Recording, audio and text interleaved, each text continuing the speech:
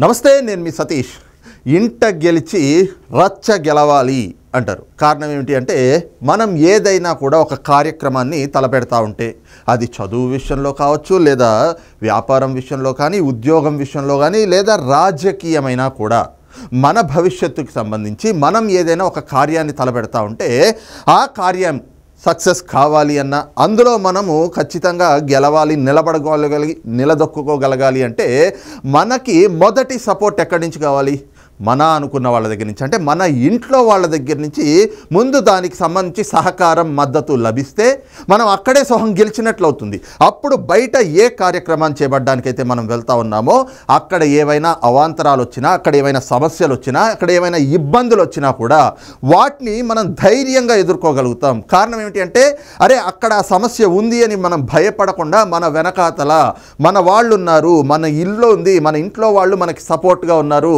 ఏదైనా ఆగితే అంటే అందులో మనం ఒకవేళ వ్యాపారం మొదలు పెడితే ఆ వ్యాపారంలో ఎక్కడైనా కూడా మనకి ఇబ్బందో నష్టమో వస్తూ ఉంటే, అరే ఏం కాదు, వెనకాతల మన వాళ్ళు ఉన్నారు కదా, మనకి తోడుగా నిలుస్తారు, మనకి మద్దతు తెలియజేస్తూ ఉన్నారు కదా అని చెప్పి ధైర్యంగా దానిలో ఇంకో అడుగు ముందుకు వేసి ఏ రకంగా మనం లాభాల్లోకి రావచ్చు అనేటువంటి ఏ ప్రయత్నాన్ని కొనసాగిస్తాం. మనం ఖచ్చితంగా అక్కడ సక్సెస్ అయ్యేటువంటి అవకాశం ఉంటుంది.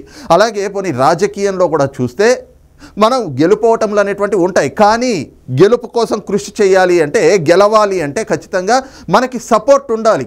ఇంటి నుంచి కూడా సపోర్ట్ ఉంటే మనం అప్పుడు అరే ధైర్యంగా ముందుకు వెళ్ళి ప్రత్యర్థి ఎవరైనా కానీ వాళ్ళని ధైర్యంగా ఎదుర్కోగలుగుతాం. కానీ అదేమిటో ఆంధ్రప్రదేశ్లో, అందులోనూ అధికార వైసీపీలో మాత్రం అక్కడ ఉన్నటువంటి నేతలందరికీ ఇదే సమస్య. అంటే ఇంట గెలిచి రచ్చ గెలవాలి అనేటువంటి అంశం ఒక సమస్యగా ఈ రోజున ఎన్నికల ముందు ఒక ఎదురు దెబ్బగా అయితే పరిణమిస్తున్నట్లుగా కనిపిస్తోంది. ప్రధానంగా చూస్తే ఆ పార్టీ అధినేత జగన్మోహన్ రెడ్డి గారి దగ్గర నుంచే మొదలు పెట్టుకుంటే అది ఆ సమస్య ఆ పార్టీలో ఉన్నటువంటి అభ్యర్థులందరి దగ్గర కనిపిస్తూ ఉంది. ఇక ఎన్నికలకి రోజులు దగ్గర పడతా ఉన్న కొద్దీ ఇంకా కరెక్ట్గా 7 రోజుల నుంచి 8 రోజులు మాత్రమే ఎన్నికలకు సమయం ఉంది. ఈ తరుణంలో ఆ పార్టీలో ఉన్నటువంటి అభ్యర్థులకి ఏదైతే ఈ ఇంటి పోరు తగులుతూ ఉందో అది మరి రేపు ఎన్నికల్లో ఎలాంటి పరిణామాలకి దారితీస్తుంది అనేటువంటి ఒక టెన్షన్ కూడా వైసీపీ వర్గాల్లో క్లియర్గా కనిపిస్తోంది. కారణం ఏమిటి అంటే, ముందుగా జగన్మోహన్ రెడ్డి గారి దగ్గర నుంచే మొదలు పెట్టుకుంటే ఆయనకు కూడా ఇంటి పోరు అనేటువంటిది ఏ విధంగా రోజు రోజుకి పెరుగుతూ ఉందో కనిపిస్తూనే ఉంది. ముఖ్యంగా 2019 ఎన్నికల వరకు కూడా ఆయన అధికారంలోకి తేవడం కోసం ఎంతగానో కృషి చేసినటువంటి కన్న తల్లి, సొంత చెల్లి ఈ రోజున ఆయన దగ్గర ఉన్నారా? లేరు. మరి ఎక్కడున్నారు అంటే, తల్లేమో అమెరికాకు వెళ్ళిపోయింది, మరి చెల్లెలు మాత్రం ఈ రోజున కాంగ్రెస్ పార్టీ బాధ్యతలు స్వీకరించి నా అన్నకి ఓటు వేయొద్దు, నా అన్నని గెలిపించొద్దు అని చెప్పి ఏదైతే ఆవిడ అక్కడ ఉన్నటువంటి రాష్ట్ర ప్రజలందరినీ కూడా అభ్యర్థిస్తున్నటువంటి పరిస్థితి. అలాగే వివేకానంద రెడ్డి గారి కుమార్తె సునీత రెడ్డి, ఆవిడ కూడా జగన్మోహన్ రెడ్డికి చెల్లెలే కదా, ఆవిడ కూడా ఇంకో పక్క నుంచి మా అన్న హత్య రాజకీయాలు చేస్తూ ఉంటాడు, మా అన్న హంతకులకి టికెట్లు ఇస్తున్నాడు, హత్య రాజకీయాల్ని ప్రోత్సహిస్తున్నాడు, కాబట్టి ప్రజాస్వామ్యం బతికుండాలి అంటే, మనం స్వేచ్ఛాయుత వాతావరణంలో మనము బతకాలి అంటే ఇలాంటి వ్యక్తులు అధికారంలోకి రాకూడదు, కాబట్టి నా అన్నకి ఓటు వెయ్యొద్దు అంటూ ఆవిడ కూడా ఈ రోజున ప్రచారం చేసుకుంటూ తిరుగుతున్నటువంటి పరిస్థితి. ఈ క్రమంలో కడప జిల్లా రాజకీయాలు ఎంత వేడెక్కినాయనేటువంటిది కూడా గడిచిన వారం రోజుల నుంచి చూస్తే రోజు రోజుకి సెగలు పెంచుతున్నటువంటి పరిస్థితే కనిపిస్తూ ఉంది. ఈ క్రమంలోనే ఏదైతే జగన్మోహన్ రెడ్డి గారి సతీమణి వైఎస్ భారతిరెడ్డి గారు ఈయన కోసం ప్రచారం చేయడానికి అక్కడికి వెళ్ళినా కూడా సొంత చెల్లెళ్ళ నుంచి ఏదైతే తిరుగుబాటు వచ్చిందో ఆ విషయంలో కడప జిల్లా ప్రజలు కూడా ఈ రోజున జగన్మోహన్ రెడ్డికి షాక్ ఇస్తున్నటువంటి పరిస్థితులు అయితే కనిపిస్తూ ఉన్నాయి. దాని పర్యవసానాలే మనం చూస్తూ ఉన్నాం కదా. ఏదైతే మొన్న సొంత పార్టీ నేతలే మా పాస్ పుస్తకాల మీద, పట్టాదారు పాస్ పుస్తకాల మీద నీ భర్త ఫోటో ఏమిటి తీసేయమని చెప్పమ్మా అంటూ సొంత పార్టీకి చెందినటువంటి భాస్కర్ రెడ్డి అనేటువంటి ఒక మాజీ సర్పంచ్ ఆయన భారతిరెడ్డి గారు ఎదుర్కొండా ఆవిడ దగ్గర మొరబెట్టుకున్నటువంటి పరిస్థితి. అదే క్రమంలో నిన్న చూస్తే పులివెందుల సొంత జిల్లా కదా, సొంత నియోజకవర్గం కదా జగన్మోహన్ రెడ్డిది, ఆ నియోజకవర్గంలో ప్రచారానికి వెళ్తే ఎంత ఇదిగా రావాలి ప్రజలు, అలాంటిది భారతిరెడ్డి గారు ఈ రోజున ప్రచారానికి వెళ్తూ ఉంటే మహిళలు ఆవిడ్ని పట్టుకుని నిలదీస్తూ ఉన్నారు. ఏడి నీ భర్త, మేము ఇక్కడి నుంచి ఎమ్మెల్యేగా ఆయన్ని గెలిపిస్తే ఇక్కడ ప్రాతినిధ్యం వహించాల్సినటువంటి వ్యక్తి 5 ఏళ్లలో ఒక్కసారైనా ఇక్కడ కనిపించాడా అని చెప్పి ఆవిడ్ని నిలదీస్తున్నటువంటి ఈ పరిస్థితి. ఇదంతా కూడా ఏమిటి అంటే నిన్న మొన్నటి వరకు ఆంధ్ర రాష్ట్రంలో ప్రజలు జగన్మోహన్ రెడ్డి పాలనలో ఆయనకు వ్యతిరేకంగా మాట్లాడాలి అంటే భయపడ్డారు. కారణం ఏమిటి అంటే ఆయన వేధించేటువంటి తత్వం అలాంటిది. ఆయన వేధించేటువంటి ఆ వేధింపులు ఆ విధంగా ఉంటాయి. ప్రజల్ని ఎలాగ బాధించాడో 5 ఏళ్ల నుంచి ప్రజలందరూ చూశారు. అయితే ఈ రోజున సొంత చెల్లెళ్ళే ఈ రోజున బయటకి వచ్చి పూర్తిగా జగన్మోహన్ రెడ్డి నిజస్వరూపం ఇది అని చెప్పేసి ఆయన ఏదైతే మంచివాడిని సౌమ్యుడిని అని చెప్పి ఆయనకు వేసుకున్నటువంటి ముసుగు ఉందో ఆ ముసుగు తీసేశారు. ఆయన నిజస్వరూపం ఏమిటి అనేటువంటిది ప్రజలకు కళ్ళకు కట్టినట్టుగా జరుగుతున్నటువంటి పరిణామాలన్నీ కూడా సొంత చెల్లెళ్ళే ఈ రోజున చూపిస్తున్నటువంటి పరిస్థితి. ఈ క్రమంలోనే జగన్మోహన్ రెడ్డి ఒక్కడికే ఇలాంటి ఇంటి పోరుందా అంటే కాదు. అక్కడి నుంచి ఒక్కొక్కరుగా ఆ పార్టీలో ఉన్నటువంటి అభ్యర్థులకి సంబంధించి వాళ్ళ ఇంటి పోర్లన్నీ కూడా ఈ రోజున ఆ పార్టీ నేతలకి ముఖ్యంగా జగన్మోహన్ రెడ్డికి కూడా తలనొప్పిగా మారినటువంటి పరిస్థితి. ఇంకోవైపున జగన్మోహన్ రెడ్డికేమో సొంత చెల్లెళ్ళే ఓటు వేయొద్దు అని ప్రచారం చేస్తూ ఉంటే ఇంకా పార్టీ అభ్యర్థులు ఒక్కొక్కళ్ళని చూసుకుంటే అనకాపల్లి పార్లమెంట్ అభ్యర్థిగా వైసీపీ అభ్యర్థి ఎవరైతే ఉన్నారో బూడి ముత్యాల నాయుడు, ఆయన దగ్గర కూడా చూసుకుంటే ఆయన కుమారుడు సొంత కొడుకు మా నాన్న నాకే న్యాయం చేయలేదు, మా నాన్న నాకే అన్యాయం చేశాడు, అలాంటిది ప్రజలకు ఏం న్యాయం చేస్తాడు, కాబట్టి మా నాన్నను నమ్మకండి, మా నాన్నకి ఓటు వేయకండి అని చెప్పి అనకాపల్లి పార్లమెంట్ పరిధిలో ఫ్లెక్సీలు వేయించాడు.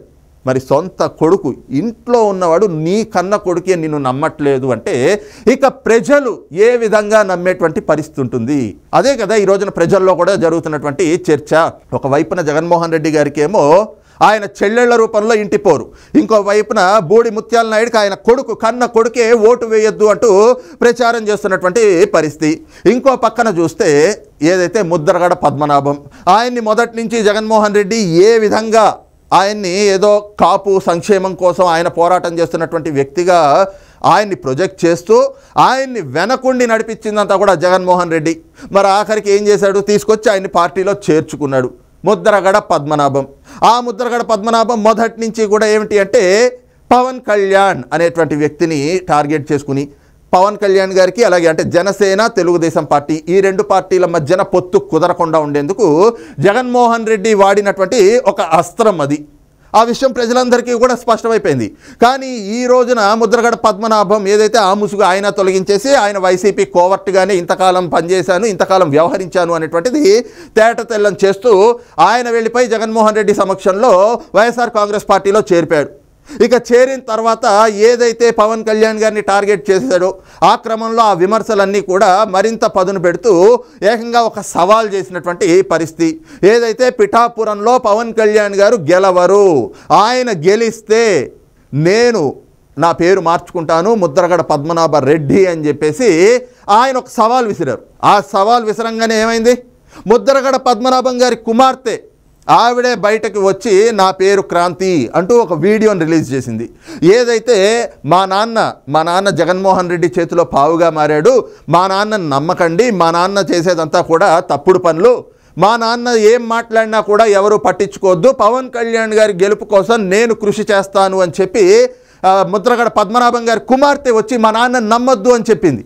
ఆయన్ని జగన్మోహన్ రెడ్డి వాడుకుంటా ఉన్నాడు. జగన్మోహన్ రెడ్డి చేతిలో పావుగా ఆయన వాడుతున్నటువంటి ఒక పావుగా పవన్ కళ్యాణ్ గారి పైన ఇలాగ అనవసరమైనటువంటి విమర్శలు ఆరోపణలన్నీ కూడా చేస్తూ ఉన్నాడు అని చెప్పి కన్న కూతురు వచ్చి ముద్రగడ పద్మనాభం గారి గురించి ఆ విధంగా మాట్లాడింది. అయితే ఈ ఘటన జరిగి 24 గంటలు కాకముందే మరొక బ్లాస్ట్. అదేమిటి అంటే సంబరాల రాంబాబు, అందరికీ తెలిసిందే ఈ పేరు. ఎవరు అంటే ప్రస్తుతం ఆంధ్రప్రదేశ్ నీటిపారుదల శాఖ మంత్రి అంబటి రాంబాబు ఎవరైతే ఉన్నారో ఆయన అందరూ కూడా రాష్ట్ర ప్రజలు సంబరాల రాంబాబు అని పిలుచుకుంటూ ఉంటారు. కారణం ఏమిటి అంటే ఆయన చేసే పనులన్నీ కూడా అదే కదా.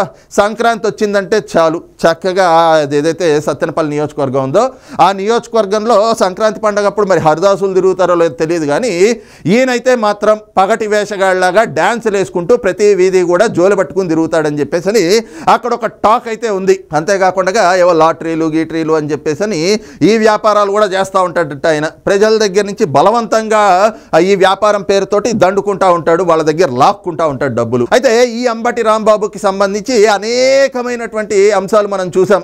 ముఖ్యంగా ఏదైతే ఆడియో లీకులు అనేటువంటిది సంజన సుకన్య అంటూ కూడా ఆ గంట అరగంట అనేటువంటి విషయాల్లో ఆ రకమైనటువంటి ఆడియో లీకులు కూడా చూసాం. ఇక అంబటి రాంబాబుకి సంబంధించి సొంత అల్లుడు ఈ రోజున సొంత అల్లుడు ఒక వీడియో రిలీజ్ చేశాడు. ఆ వీడియో ఏంటనేటువంటిది కూడా ఒకసారి చూద్దాం. నమస్తే అండి, నా పేరు డాక్టర్ గౌతమ్. నేను ఇప్పుడు సిట్టింగ్ ఎమ్మెల్యే అండ్ మినిస్టర్ అయిన అంబటి రాంబాబు అల్లుండి. అది నా దురదృష్టం, ఎవరు ఏం చేయలేరు. బట్ ఈ వీడియో చేయాలా లేదా అని నేను చాలాసార్లు ఆలోచించి చేయటం నా బాధ్యత అని అనుకున్న తర్వాత నేను ఈ వీడియో చేస్తున్నాను. అంబటి రాంబాబు అంత నీచుడు, నికృష్టుడు, దరిద్రుడు, శవాల మీద పేలాలు ఏరుకునే రకాన్ని నేను నా జీవితంలో చూడలేదు. రోజు పొద్దున్నే దండం పెట్టుకునేటప్పుడు ఇంతటి నీచుడిని ఇంకొకసారి నా లైఫ్లో ఇంట్రడ్యూస్ చేయకు స్వామి అని ఎప్పుడు కోరుకుంటూ దండం పెట్టుకుంటుంటా. అంత భయంకరమైన వ్యక్తి. ఎందుకు ఇప్పుడు చెప్తున్నానంటే తన పోటీ చేయబోయే పోస్ట్ అలాంటిది. ఏ పోస్ట్కి అయితే మంచితనం, మానవతా విలువలు,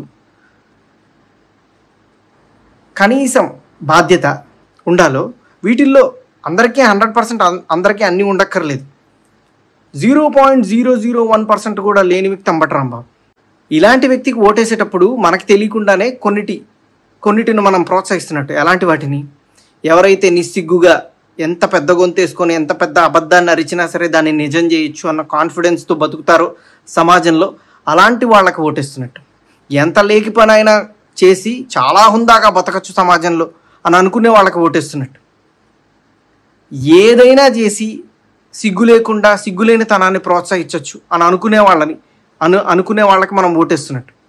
ఇలాంటి వాళ్ళకి ఓటేస్తే ఇవే సమాజం యొక్క తలరాతలాగా మారి రేపు సమాజం కూడా ఇలానే తయారవుతుంది.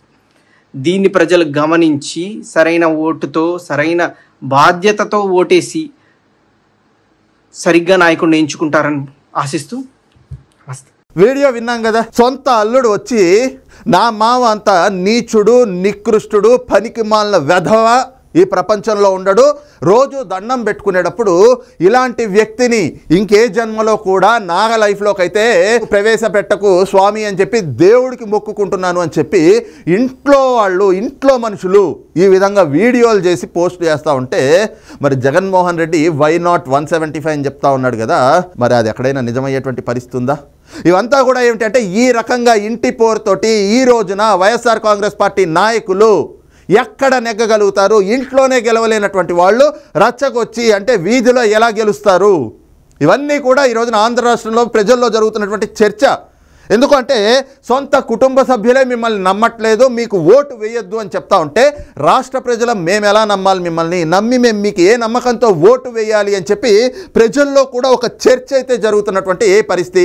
ఈ క్రమంలోనే ఏదైతే ఇంటి పోర్ అనేటువంటిది ఈ రోజున వైసీపీ నేతలకి, ముఖ్యంగా జగన్మోహన్ రెడ్డి దగ్గర నుంచి ఆ పార్టీలో ఉన్నటువంటి అభ్యర్థులందరిలో కూడా ఒక ఆందోళన కలిగిస్తున్నటువంటి పరిస్థితి. ఇవన్నీ కూడా రేపు ఖచ్చితంగా ఎన్నికల్లో ప్రజల్లో ఈ రకమైనటువంటి చర్చ జరుగుతూ ఉంది కాబట్టి రేపు ఎన్నికల్లో ఖచ్చితంగా ఇవన్నీ ప్రభావం చూపుతాయి.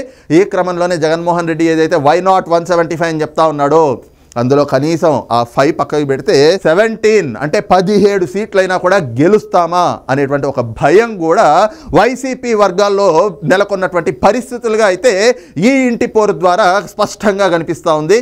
మరి ఈ అంశంపైన మీ అభిప్రాయం ఏంటనేటువంటిది కూడా కింద కామెంట్ సెక్షన్లో మెన్షన్ చేయండి. Thank you.